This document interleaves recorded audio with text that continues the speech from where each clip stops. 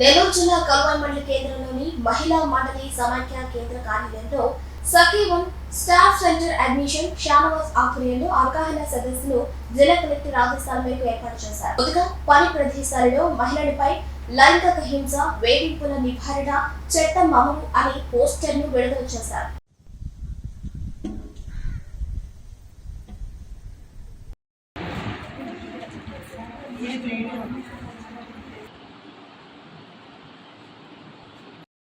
చట్టాలన్నిటి మీద మనకి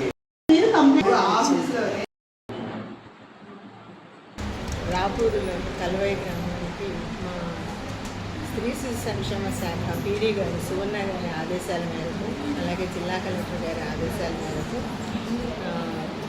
ఈ బాల్య వివాహాలపైన, పోక్సో చట్టం పైన, అట్లాగే పని ప్రదేశాల్లో మహిళలపై లైంగిక వేధింపు చట్టాలపైన అవగాహన కల్పించడం కోసం మహిళా సమైక్య కార్యక్రమంలో మేము ఈరోజు పాల్గొనడం జరిగింది.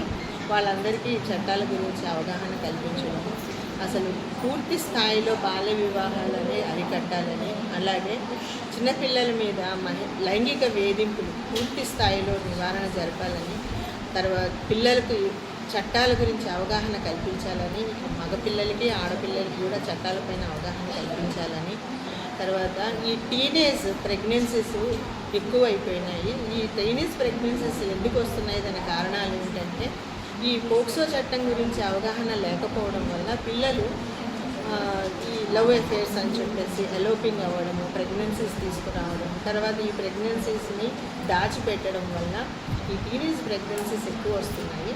సో వీళ్ళకి ఈ చట్టం మీద అవగాహన వీళ్ళకి పూర్తి స్థాయిలో కలిగిస్తే ఈ అవగాహన వల్ల వాళ్ళు ఇటువంటి చర్యలు తీసుకోవడానికి ఆపడం జరుగుతుందన్న ఉద్దేశంతో ఈ మహిళా సమైక్య ఈ సదస్సులోకి మా ఆదేశాల మేరకు, మా పీడీ గారి ఆదేశాల మేరకు ఈ అవేర్నెస్ క్యాంపులు కండక్ట్ చేయడం జరుగుతుంది.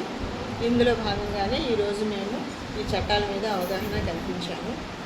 తర్వాత ఈ చట్టాల్లో ఎటువంటి సమస్యలు వచ్చినప్పటికీ కూడా నెల్లూరు జిల్లాలో ఉమెన్ అండ్ చైల్డ్ వెల్ఫేర్ ఆధ్వర్యంలో సఖీ-1 స్టాప్ సెంటర్ అనే ఒక కేంద్రం ఉంది. ఆ కేంద్రానికి కనుక ఈ సమస్యలను తీసుకురాగలిగితే మేము వాళ్ళకి చట్టపరమైన, న్యాయపరమైన, అలాగే వైద్యపరమైన సహాయం చేస్తూ వాళ్ళకి కాంపన్సేషన్, అంటే పోక్సో చట్టం మీద ఏమైనా కేసులు జరిగినప్పుడు వాళ్ళకి ₹1,00,000 కాంపన్సేషన్ ఇస్తామని, అట్లాగే తర్వాత ఈ వరకట్న వేధింపుల వల్ల చనిపోయిన బాధిత పేరెంట్స్కి కూడా ₹50,000 వరకు మనం కాంపన్సేషన్ ఇస్తామని, అదేవిధంగా ఈ యాసిడ్ దాడులకి గురి అయిన మహిళలు కనుక మన దగ్గరికి వస్తే వాళ్ళకి ₹1,00,000 నుంచి 10 లక్షల వరకు కూడా వాళ్ళ యొక్క ఆ యాసిడ్ యొక్క తీవ్రతను బట్టి, ట్రీట్మెంట్ని బట్టి కూడా మనం మన సంస్థ ద్వారా ఇవ్వడం జరుగుతుందని తెలియపరుస్తుంది.